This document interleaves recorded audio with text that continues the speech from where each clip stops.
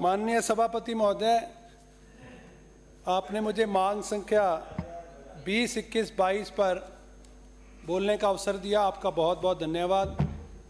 आज हम युवा राष्ट्र के बहुत ही महत्वपूर्ण विषय पर चर्चा कर रहे हैं, जिसमें कि हमारी शिक्षा, उच्च शिक्षा, माध्यमिक शिक्षा, प्राथमिक शिक्षा की बात हो रही है।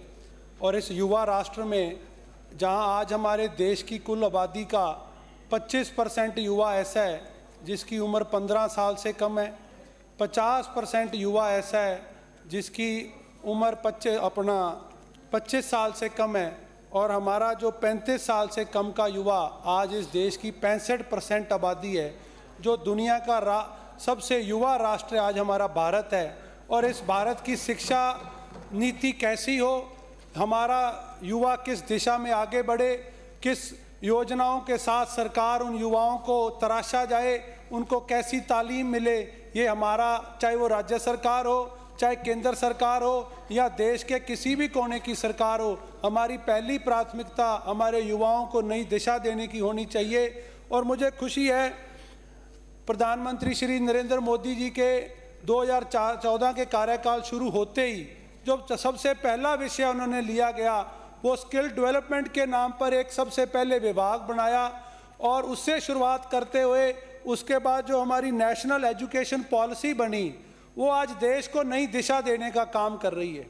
वो ना सिर्फ राजनीतिक चश्मे से नहीं देखा गया, उसको पूरे देश में उसकी जो हमारी नीतियां, जो उद्देश्य थे, पूरे देश में एक साथ लागू किए गए हैं। आज देश के युवाओं को नई दिशा मिलेगी, और इसके लिए जो हमारी सभी को शिक्षा, संपूर्ण विकास और इंटरनेशनल लेवल पर जो चल रहा है उसको अडॉप्ट करते हुए हमारे देश का युवा कैसे एडवांस टेक्नोलॉजी के साथ, एडवांस सिस्टम के साथ और एडवांस क्लासेस के साथ कैसे आगे बढ़ सके, ये पूरे देश भर में लागू हुआ है।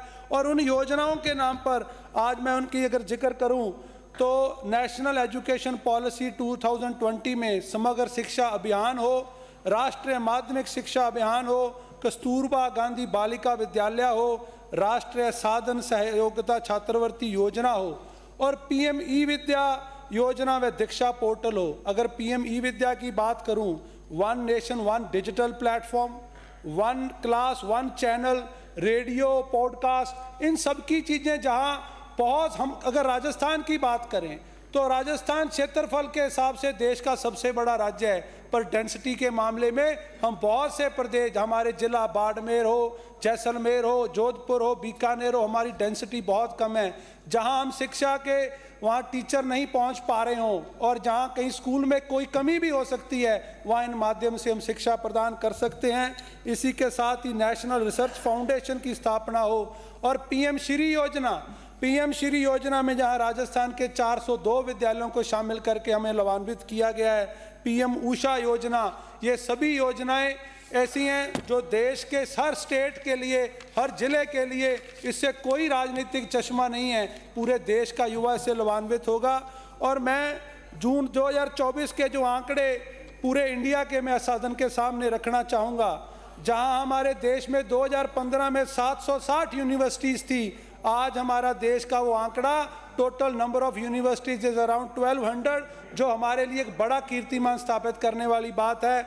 और हमारा मई 2024 में ग्रॉस एनरोलमेंट रेशो, जो कहीं हमारा 2005 में, आज से 20 साल पहले, जो उच्च शिक्षा के लिए मात्र 6% युवा स्कूली शिक्षा प्राप्त करके वो उच्च शिक्षा के लिए जाते थे, आज हमारा वो रेशो 28.4 है, जो काफ़ी संतोषजनक है। पर हमें इस पे और काम करने की ज़रूरत है, क्योंकि जो ग्लोबल एवरेज हमारे GER की है वो 36.7 है, और हमारे प्रधानमंत्री जी ने जो लक्ष्य 2035 के लिए लिया है वो 50% हमारे युवा को स्कूली शिक्षा के बाद वो हायर एजुकेशन के लिए जाए, वो हमारे आने वाले 10 सालों के लिए 50% है।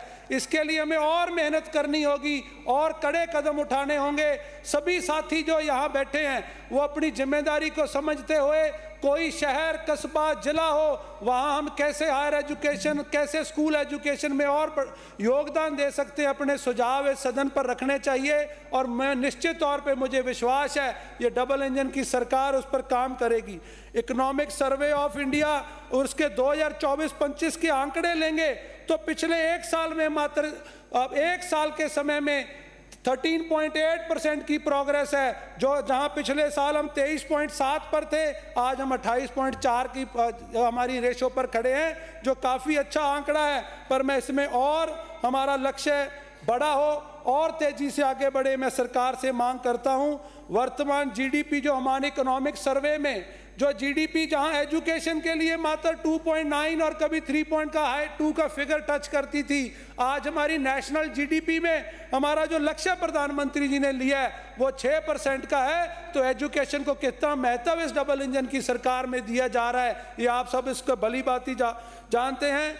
अगर आज हायर एजुकेशन की ग्रोथ इंडिया की अगर पैरामीटर्स चेक करें तो मुझे सदन को बताते हुए खुशी है, जहां आईआईटी कॉलेजेस की बात करें 2014-15 में जहां हमारे पास 16 आईआईटीज थे, आज हमारे पास 23 हैं।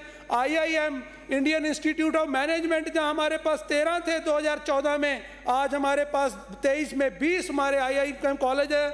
और इसी के साथ मेडिकल कॉलेजेस में एक बड़ी क्रांति आई है। और इसके लिए जब हमने कोरोना को फेस किया, पूरी दुनिया ने उस महामारी को देखा, और जब उसके भयानक दृश्य हमने यूरोपियन कंट्रीज़ के और बड़े डेवलप कंट्रीज़ के जब तस्वीरें फेसबुक पर देखी, जब सोशल मीडिया टीवी पर देखी, तो शायद देश को लगा कि हमारा देश कहीं पिछड़ रहा है। पर मुझे खुशी है इस क्रांति जो पिछले 2-3 सालों में आई है, कोई राजनीतिक सोच ना रखते हुए, बिना किसी भेदभाव के राजस्थान को भी उसका बड़ा लाभ मिला, चाहे वो तमिलनाडु हो, राजस्थान हो या कोई भी स्टेट हो। एक साथ प्रधानमंत्री जी ने 10-10 मेडिकल कॉलेजेस की परमिशन दी। आज राजस्थान के हर जिले में, गंगानगर हनुमानगढ़ दोनों जिलों में एक सरकारी मेडिकल कॉलेज है, एक प्राइवेट मेडिकल कॉलेज है। जहां देश में 2014 में 387 मेडिकल कॉलेज थे, आज हमारा देश में 780 मेडिकल कॉलेज है, जो एक रिमार्केबल प्रोग्रेस है, जो देश इसको नोटिस कर रहा है। और मुझे लगता है आज हमारे युवाओं को बाहर जाने की जरूरत नहीं है। आज यूक्रेन और उन वॉर्स में हमारे बच्चे जो एमबीबीएस करने बाहर जाते थे, आज उनके लिए प्लेटफॉर्म इंडिया में खोल दिए गए हैं। राजस्थान और केंद्र की सरकार ने उन युवाओं के लिए दरवाजे खोल दिए गए हैं। मैं एक और जो आंकड़ा सदन के सामने रखना चाहता हूं, वो भी बहुत अलार्मिंग है। कोई भी सरकार हो, किसी भी दल का, राजनीतिक दल की सरकार रही हो, आज भी हमारा 9 लाख युवा विदेशों में जा रहा है। एक जुनून है, आज भी वो एक दूसरे को देखा देख भाग रहे हैं। और जो उनका टोटल वहां खर्चा हो रहा है, पिछले एक साल का $16 बिलियन है, जो हमारे टोटल जो खर्चा हमारा पूरे केंद्र से पूरा इंडिया का जो जीडीपी हमारा शेयर एजुकेशन पे, वो मात्र 44,090 करोड़ है। 44,000 करोड़ का हमारा भारत का जीडीपी है एजुकेशन का, और $60 बिलियन जो कि 5,10,000 करोड़ रुपए का हमारा पैसा, हमारे ही बच्चे बाहर विदेशों में जा रहे हैं। इसको रोकने के लिए हमें बहुत कठोर कदम उठाने की आवश्यकता है। मैं सदन से मांग करता हूं कि इसके लिए कठोर से कठोर कदम उठाएं। ज़्यादा से ज़्यादा हमें शिक्षा पर ध्यान देते हुए हमें काम करने की जरूरत है। आज अगर all India survey of higher education को देखा जाए, 58,000 एजुकेशनल इंस्टीट्यूट्स के साथ वर्ल्ड में हम दूसरे नंबर पर खड़े हैं, दुनिया में दूसरे नंबर पर खड़े हैं। पर हमें और आगे बढ़ने की जरूरत है। आज अगर वर्ल्ड फ्यूचर स्किल इंडेक्स की बात करें तो यूएसए पहले नंबर पे है और भारत दूसरे नंबर पर है। ये हमारे लिए खुशी की बात है। पर एक इसमें जो चुनौती हमारे सामने है कि जो स्किल फिट पैरामीटर्स हैं, वहाँ हम 30 में नंबर पर खड़े हैं। ये जो बीच का गैप है, हमारे में पोटेंशियल है, हमारे पास युवा आबादी है, पर ये गैप भरने के लिए जहां हम आज रोबोटिक साइंस की बात हो रही है, जहां आर्टिफिशियल इंटेलिजेंस की बात हो रही है, आज हमारा सिलेबस, आज हमारा करिकुलम शायद हम उन ग्रामीण क्षेत्र में नहीं दे पा रहे हैं। बहुत कम ऐसे बच्चे स्कूलों के होंगे जो इन पैरामीटर्स पे खरे उतरते उस सिलेबस को कंपीट कर पाएंगे। मैं राजस्थान की सरकार से भी मांग करूंगा कि इसको हमारे एक यूनिफॉर्म सिलेबस पूरे देश में भी लागू हो और ताकि हमारे बच्चे भी इन लेटेस्ट टेक्नोलॉजीज का फ़ायदा लेकर के आज हम दुनिया को प्रोवाइड करें, इंडिया एजुकेशन का हब बने और देश दुनिया के लोग यहाँ पढ़ने आए, ना कि हमारा बच्चा बाहर जाए। इसके लिए जो भी हमें कार्रवाई करनी चाहिए, ज़्यादा से ज़्यादा बजट इसके लिए निकालें। और एक राजस्थान का, चाहे वो पिछली सरकार हो या अब की सरकार हो, पूर्ववर्ती सरकार ने राजीव गांधी जी के नाम पे योजना शुरू की। आज उसमें जहाँ 200 स्टूडेंट्स को विदेश भेजने के लिए बजट अलॉट किया गया। Swami Vivekananda scholarship for academic excellence के लिए इसका टारगेट बढ़ा करके 500 स्टूडेंट्स कर दिया गया है। जो बच्चे विदेश जाएंगे उनके पैरामीटर कमेटीज तय कर दी गई, उनमें कैटेगरीज शामिल कर दी गई, E1, E2, E3 के नाम पर मैं ये सोचता हूँ जितना पैसा, चाहे वो कांग्रेस की सरकार रही चाहे बीजेपी की सरकार है, एक सरकार ने जैसे अभी 300 करोड़ का टारगेट पर ईयर ले लिया है। अगर कांग्रेस के 3 साल का कार्यकाल और भाजपा के 5 साल का कार्यकाल 8 का जोड़ा जाए, 300 करोड़ रुपए हम विदेश भेजने के लिए तैयार हैं। और मांग भी, अभी पिछले दिनों एक सवाल में प्रतिपक्ष के नेता ने भी सवाल उठाया कि आपने कितने बच्चों को आपने उसमें सिलेक्शन कर लिया और कितने पेंडिंग है। मेरा इस सदन से मांग है, सभी राजनीतिक दलों से मांग है, आप इन 5-5 सालों में 1500 करोड़ रुपया बाहर भेजने के लिए देना चाहते हैं। 1500 करोड़ रुपया अगर आप राजस्थान में लगाएं, वर्ल्ड क्लास यूनिवर्सिटी राजस्थान में बन सकती है। हमें इस दिशा में काम करना चाहिए। हम किसी के बाहर जाने पे भी खिलाफत में नहीं है, पर हमारा जो बच्चा टैलेंट जो हमारा यहाँ से निकल के बाहर जाए, आप उनको पढ़ा करके बाहर वापस जाए, राजस्थान आए, भारत आए, हमारे पैसे से इस देश की सेवा करे, तो मानना यहाँ पढ़ा लिखा करके आप विदेशों में भेज दो और उसमें हमारा टैलेंट बाहर जा रहा है, इसमें हमें कुछ प्राप्त नहीं हो रहा। इसके ऊपर पुनर्विचार करने की आवश्यकता है। और मेरा अभी जो वार्षिक प्रतिवेदन 2024-25 का पढ़ा, जो एवरेज हमारा साक्षरता दर की, अपने साक्षरता दर की अगर हम रिपोर्ट को चेक करें, भारत का जो एवरेज लिटरेसी रेट है उससे हमारा राजस्थान पिछड़ रहा है।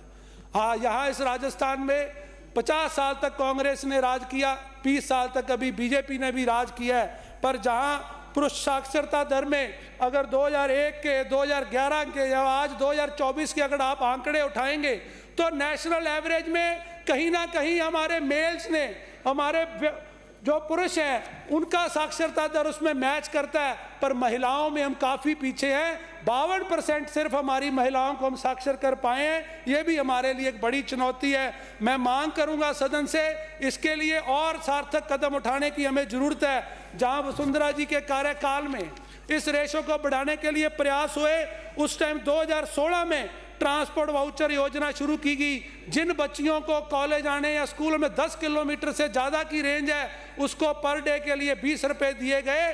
काफ़ी बच्चों को उसमें लाभ मिला, पर इस पे और काम करने की हमें आवश्यकता है। मुख्यमंत्री राजश्री योजना, जहां बच्चियों के जन्म से लेकर के उसको हायर एजुकेशन तक, उस टाइम वसुंधरा जी के कार्यकाल में 50,000 तक की योजना को जोड़ा गया।